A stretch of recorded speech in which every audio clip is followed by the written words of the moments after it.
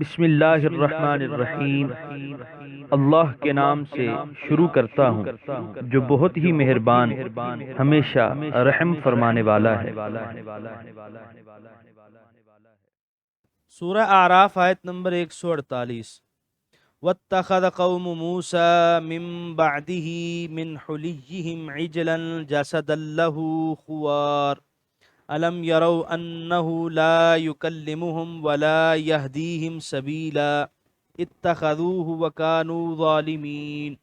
ترجمہ: اور بنا لیا قوم موسیٰ نے ان کے یعنی طور پر جانے کے بعد اپنے زیورات سے ایک بچڑا جو محض ڈھانچہ تھا، اس سے گائے کی آواز آتی تھی۔ کیا نہ دیکھا انہوں نے کہ وہ نہ بات کر سکتا ہے ان سے اور نہ انہیں ہدایت کی راہ بتا سکتا ہے۔ انہوں نے خدا بنا لیا اسے اور وہ بڑے ظالم تھے۔ سورہ اعراف آیت نمبر 148 کی تفسیر۔ حضرت موسیٰ علیہ السلام تو کوہ طور پر تشریف لے گئے تاکہ اللہ تعالیٰ کی طرف سے ایک کامل ضابطہ حیات لا کر اپنی قوم کو دیں، تاکہ ان کی زندگی اطاعت الہی کا ایک مکمل نمونہ بن جائے۔ لیکن ان بھلے مانسوں نے آپ کی غیر حاضری کا ناجائز فائدہ اٹھاتے ہوئے اللہ تعالیٰ کی توحید سے ہی منہ موڑ لیا۔ وہ اللہ جس نے فرعون کی غلامی سے ان کو آزاد کیا، جس کی قدرت سے سمندر کی موجوں نے سمٹ کر ان کے لیے ایک شاہراہ بنا دی، جب ان کا دشمن فرعون اپنے لشکر جرار سمیت ان کی زد میں آ گیا تو وہ اس پر امڑ آئیں اور تنکوں کی طرح اسے بہا لے گئیں۔ اس وحدہ الا شریک کو بھول گئے، اس محسن حقیقی سے اپنی بندگی کا رشتہ توڑ لیا اور ایک بچھڑے کی مورتی کی پرستش شروع کر دی۔ ان کی عقلیں اتنی اوندھی تھیں کہ خدا بنانے کے لیے ان کی نظر انتخاب جس چیز پر پڑی وہ دھات کی بنی ہوئی بچھڑے کی مورتی تھی، جو نہ بول سکتی تھی اور نہ کچھ سن سکتی تھی۔ آپ اس کے سامنے شور و گل مچائیں، اس کی طرف سے ایک بے معنی صدا کے بغیر کچھ سنائی نہ دیتا۔ اس قوم نے جس نے ہر قدم پر آیات الہی کا مشاہدہ کیا تھا، کیسے باور کر لیا کہ یہ ہمارا خدا ہے جس کا ڈھانچہ ان کے سامنے سامری نے تیار کیا تھا۔ اس کی توجیہ بجز اس کے اور کیا کی جا سکتی ہے کہ غلامانہ زندگی کا طویل عرصہ جو انہوں نے سرزمین مصر میں بسر کیا تھا، وہاں وہ اپنے قبطی آقاؤں کو گائے کی پوجا کرتے ہوئے اور ان کی مورتیوں کو سجدہ کرتے ہوئے دیکھا کرتے۔ اس چیز نے گائے کے تقدس کا ایسا نقشہ ان کے لوح ذہن پر کندہ کر دیا تھا کہ جہاں گائے یا بچھڑے کی کوئی مورتی نظر آئی وہاں وہ بے ساختہ اس کے سامنے بچھتے چلے گئے اور عقل و فہم کے تمام تقاضوں کو نظر انداز کرتے ہوئے اس کی الوہیت کو تسلیم کر لیا۔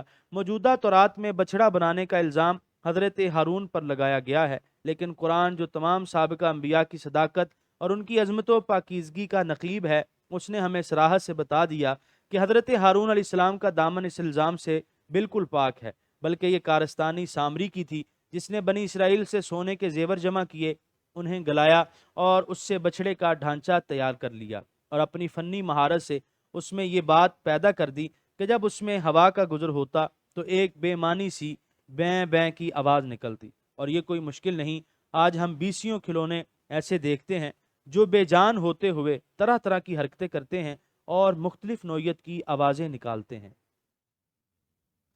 سورہ اعراف آیت نمبر 149۔ وَلَمَّا سُقِطَ فِي أَيْدِيهِمْ وَرَأَوْا أَنَّهُمْ قَدْ ضَلُّوا قَالُوا لَئِن لَّمْ يَرْحَمْنَا رَبُّنَا وَيَغْفِرْ لَنَا لَنَكُونَنَّ مِنَ الْخَاسِرِينَ۔ ترجمہ: اور جب وہ سخت پشیمان ہوئے اور انہیں نظر آ گیا کہ وہ راہ راست سے بھٹک گئے تو کہنے لگے، اگر نہ رحم فرماتا ہم پر ہمارا رب اور نہ بخش دیتا ہمیں تو ہم ضرور ہو جاتے نقصان اٹھانے والوں سے۔ سورہ اعراف آیت نمبر 149 کی تفسیر۔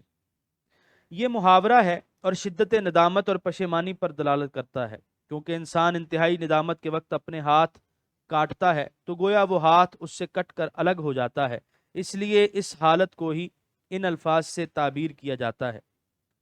موسیٰ علیہ السلام جب تورات لے کر واپس تشریف لائے اور قوم کی آنکھوں سے غفلت کا پردہ اٹھا تو انہیں احساس ہوا کہ انہوں نے بڑی ہی زبردست حماقت کی ہے، تو پچھتائے اور افسوس کرنے لگے اور اعتراف کیا کہ اگر ہم پر ہمارا رب مہربانی نہ کرتا تو ہم ہلاک ہو گئے تھے۔ سورہ اعراف آیت نمبر 150۔ وَلَمَّا رَجَعَ مُوسَىٰ إِلَىٰ قَوْمِهِ غَضْبَانَ آسِفًا قَالَ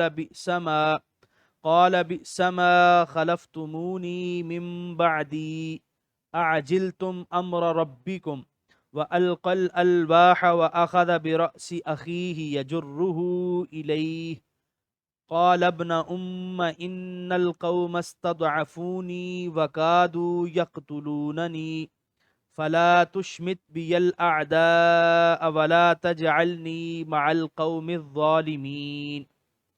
ترجمہ: اور جب واپس آئے موسیٰ اپنی قوم کی طرف خشمناک اور غمگین ہو کر تو بولے، اے قوم، بہت بری جانشینی کی ہے تم نے میرے بعد۔ کیا تم نے جلد بازی کی اپنے رب کے فرمان سے اور غصے سے پھینک دی تختیاں اور پکڑ لیا سر اپنے بھائی کا اور کھینچا اسے اپنی طرف۔ ہارون نے کہا، اے میری ماں جائے، اس قوم نے کمزور اور بے بس بنا دیا مجھے، اور قریب تھا کہ قتل کر دے مجھے، سو نہ ہنساؤ مجھ پر دشمنوں کو اور نہ شمار کرو مجھے اس ظالم قوم کے ساتھ۔ سورہ اعراف آیت نمبر 150 کے پہلے حصے کی تفسیر۔ اللہ تعالیٰ نے وہاں ہی موسیٰ علیہ السلام کو ان کی قوم کی کارستانی کی اطلاع دے دی تھی۔ آپ بڑے غضبناک ہو کر واپس لوٹے اور بنی اسرائیل کو غم و غصے سے لبریز لہجے میں زبردست ملامت اور تنبیہ کی۔ آصفٌ، انتہائی غصے کی حالت کو آصف کہتے ہیں۔ اس کا دوسرا معنی جو عام مشہور ہے وہ حزن و ملال ہے۔ سورہ اعراف آیت نمبر 150 کے دوسرے حصے کی تفسیر۔ اور غصے سے پھینک دیں تختیاں۔ شدت غضب میں ان پتھر کی تختیوں کو جن پر تورات لکھی ہوئی تھی ایک طرف رکھ دیا، اور یہ خیال کرتے ہوئے کہ اس میں حضرت ہارون علیہ السلام کی غفلت اور فرض ناشناسی کا بھی دخل ہے، آپ کو سر کے بالوں سے پکڑ کر اپنی طرف زور سے کھینچا۔ کہتے ہیں کہ 7 تختیاں تھیں، جب آپ نے انہیں غصے سے رکھا تو وہ ٹوٹ گئیں۔ 6 تختیاں جن میں ہر چیز کی تفصیل تھی وہ واپس اٹھا لی گئیں، اور ایک تختی جس میں موعظت و ہدایت تھی وہ باقی رہ گئی۔ سورہ اعراف آیت نمبر 150 کے بقیہ حصے کی تفسیر۔ اگرچہ حضرت موسیٰ علیہ السلام حضرت ہارون علیہ السلام کے ماں باپ دونوں کی طرف سے سگے بھائی تھے، لیکن ان کے جذبہ شفقت و محبت کو برانگیختہ کرنے کے لیے میری ماں کے بیٹے کے الفاظ سے اپنی معذرت کا آغاز کیا اور کہا کہ میں نے اپنے فرض کی ادائیگی میں کوتاہی نہیں کی، میں تنہا تھا اور یہ ساری قوم ایک ہو گئی۔ انہوں نے مجھے بے بس اور کمزور سمجھتے ہوئے میرے سمجھانے کی ذرا پرواہ نہیں کی، الٹا مجھے مار ڈالنے کے در پہ ہو گئے۔ آپ اگر میرے ساتھ اس طرح سختی کریں گے تو دشمن بغلیں بجائیں گے اور کہیں گے کہ ذرا دیکھو دونوں بھائی ایک دوسرے سے دست بگریباں ہیں۔ شماتتن کہتے ہیں کسی کی تکلیف سے مسرور اور خوش ہونا، اور یہ چیز سخت معیوب ہے۔ حضور رحمت عالمیان صلی اللہ علیہ وسلم کا ارشاد ہے، اپنے بھائی کی مصیبت پر مت خوش ہو سکتا ہے کہ اللہ تعالیٰ اس کو اس مصیبت سے نجات دے دے اور تجھ کو اس میں مبتلا کر دے۔ اور حضور کریم یہ دعا فرمایا کرتے تھے کہ اے اللہ، میں تیری پناہ مانگتا ہوں بری تقدیر سے، بدبختی سے اور ایسی بات سے جس سے دشمن خوش ہوں۔ سورہ اعراف آیت نمبر 151۔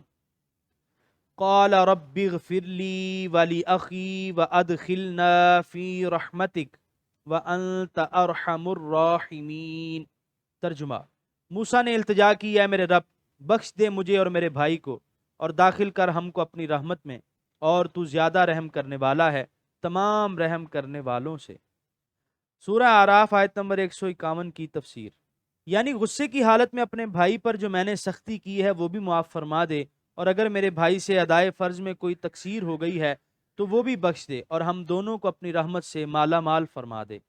یہاں پر 9ویں پارے کا 8واں رکوع مکمل ہوا۔